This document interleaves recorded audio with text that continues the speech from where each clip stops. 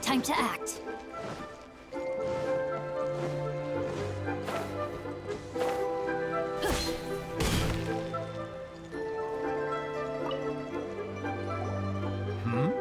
Ah, hello. Are you here for something off the shelf, or do you need something forged? Excuse me, Master Zhang. We were wondering if you'd heard of something called a Wonder Core. Of course I have.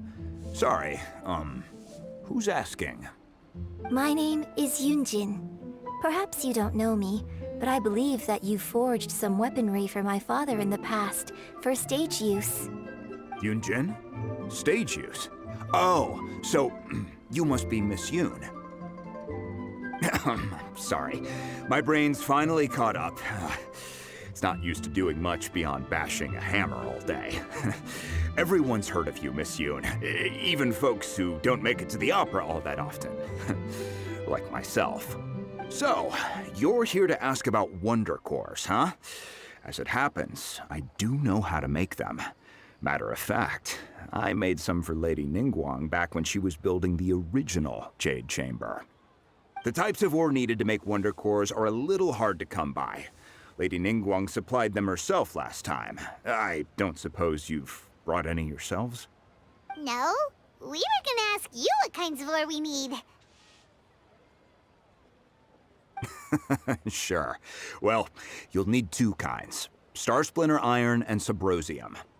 If I remember correctly, Lady Ningguang sourced her Star Splinter Iron from the Mount Tianheng area. They say it resonates with visions. It could take some work, but if you stick with it, you'll find some eventually. As for the Subrosium, though, that's trickier. It's all but unheard of on the market. I'm really not sure. Sorry. What I've heard is that the people around Mount Tianheng have some sort of magic trick that can pinpoint the location of the stuff. Of course, it's probably just hearsay. If you want my advice, start by looking for Star Splinter Iron around Mount Tianheng. And if you run into any locals, ask them a few questions about Subrosium. Mount Tianheng. Interestingly enough, the story of the divine Damsel of Devastation also takes place on that mountain. I hear the view there is quite spectacular. A favorite destination of the Adepti, in fact. Perhaps it can give me some inspiration. Let's not delay. We should head straight there.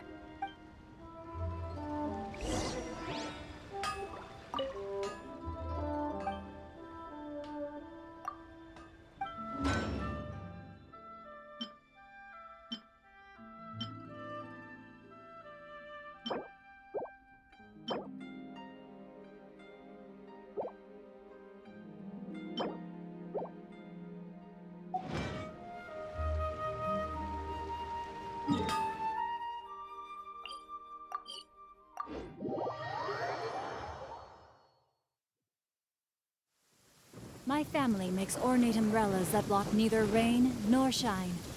Their sole purpose is for I came to Mount Tianheng once with my father as a child. I remember it being such a long climb that I could barely feel my legs by the time we reached the top. This monster was so terrible and so strong that all within the village were terrified of it. They had no choice but to give in to the monster's demand. Just while they were discussing whose child would be given over to the monster, a little girl suddenly stood up and came forward. No! Don't do it, little girl! Unbeknownst to anybody else, she was concealing an exorcist's blade. She approached the monster's lair, feigning fear and trepidation. When she finally arrived, she courageously drew her sword and entered into a fierce struggle with the monster, from which she eventually emerged as the victor. Her extraordinary abilities drew the attention of the Adepti, and they took her as one of their own. Her story became the stuff of legends. But alas, the paths of mortals and Adepti seldom cross, and she would never again re-enter the mortal world. And so, destined to grace the mortal realm for but a brief moment, she vanished like a wisp of smoke into thin air. That's how the opera ends. I really like this story. But I personally think that perhaps the little girl was not as brave as the opera makes her out to be. I'm not sure she deserves all the praise she is given. I've never considered that before. Opera is always an interpretation of the events it purports to portray. A certain degree of deviation from the truth is always inevitable. When my father wrote the script for this play, I suppose his intention was to inspire his audience with the character of the divine damsel. I think it's a great story. The ideal story. Well, it sure inspired Paimon! Let's go get ourselves some Star Splinter Iron!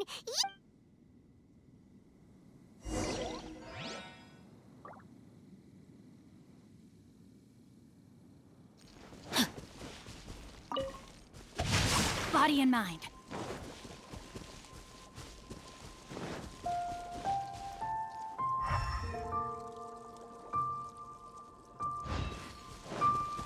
Time to act.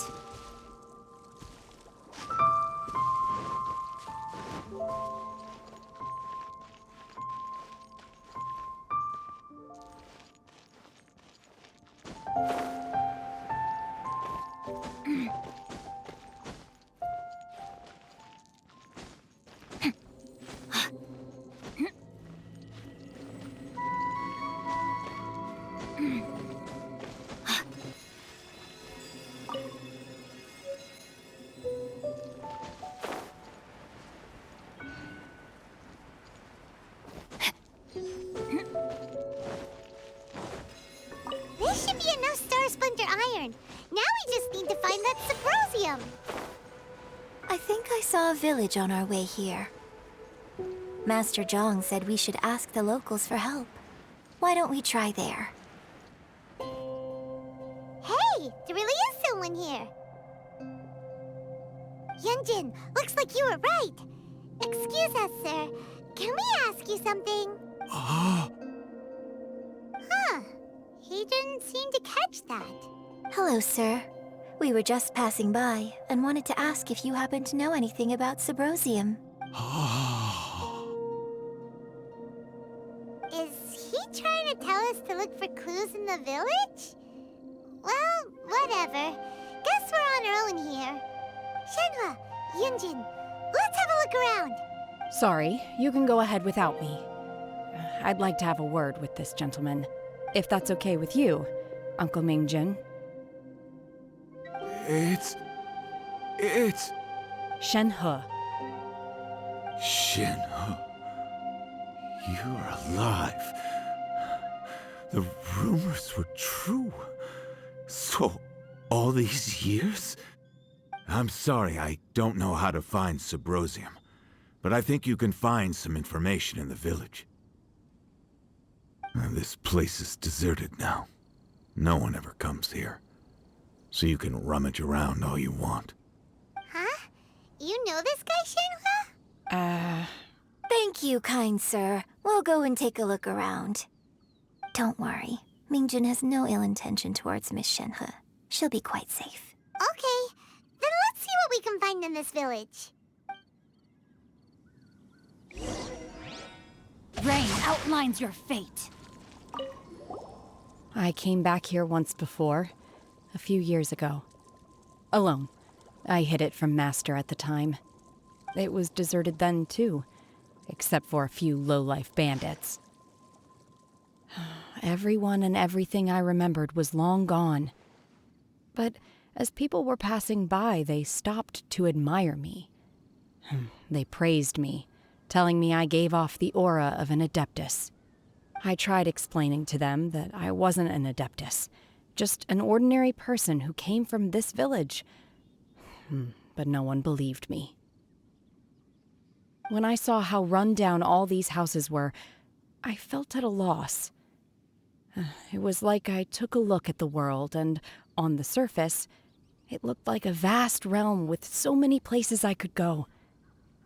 Then I looked a little closer, and there was nowhere for me to go at all. Suddenly, so much time has gone by. Everything has changed. Last time I visited, I felt so upset. But today, I don't know why, but it feels different. It is easy for your mind to run wild when you are alone. But this time, you are with your friends, aren't you? Yes, my friends.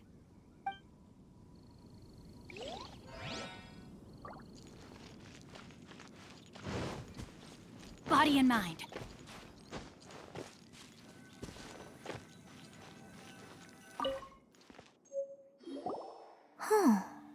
What's this?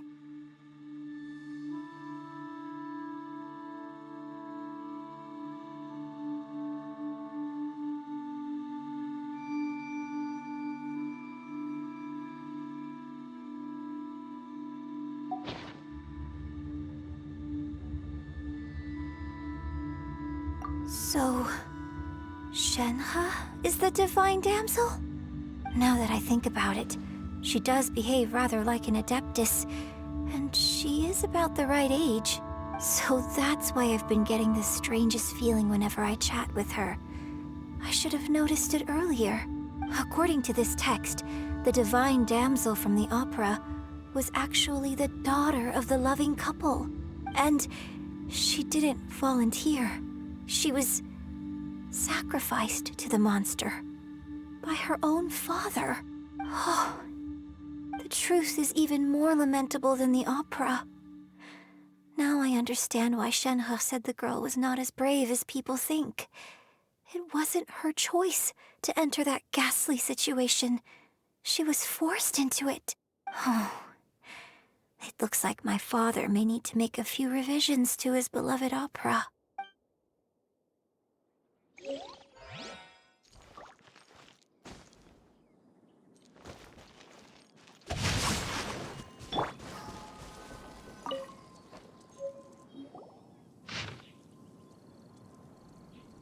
So it seems that Shenhe's father thought he was summoning a benevolent deity using a magic incantation. But in fact, he summoned an evil god's remains, which took the form of a monster. His obsessive yearning for his deceased wife led to a terrible tragedy. The villagers moved away in fear, without ever learning the truth. And now, this place is deserted. Still, I do wonder what the connection is between Shenhe and Mingjun. We've looked everywhere, but still no mention of Subrosium. Let's have a look over there.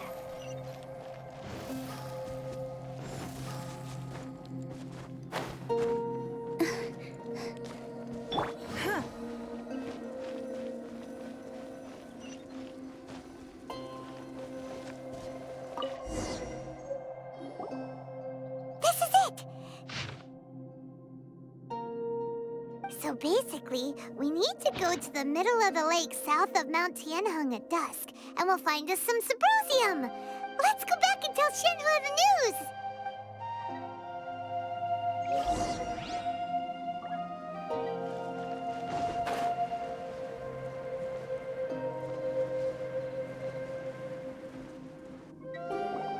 One year when I was back visiting, I heard a story about a white-haired Adeptus from a merchant passing by. I never imagined it was you. I was a very close friend of your father's. I could have stopped him from performing the summoning ritual. I had plenty of chances, but I couldn't bring myself to stand up to him. I just let things happen, let it all escalate. And, well, we all know how that story ended. I bring flowers back here every year. And each time I wish I had a chance to apologize to you. Apologize for what? If you'd stopped him, he'd only have found another way. There is nothing he wouldn't have done for his true love. Nothing. Do you still hate him? I don't know what I feel. I'm told my fate is to bear the curse of calamity, so my master bound my soul with red ropes to curb my aggression. But it also dampened my emotions, making me dispassionate, like the Adepti. So if you ask me how I feel about the past, if I hate my father or not, the truth is, I feel nothing at all. It must have been so tough for you all these years. Shenhe, we're back! Oh, then I will leave you all in peace. Shenhe, it brings me some solace knowing that you are okay. I'll tell you more about the old times next time we meet. Thanks, mister. We found some info in the end.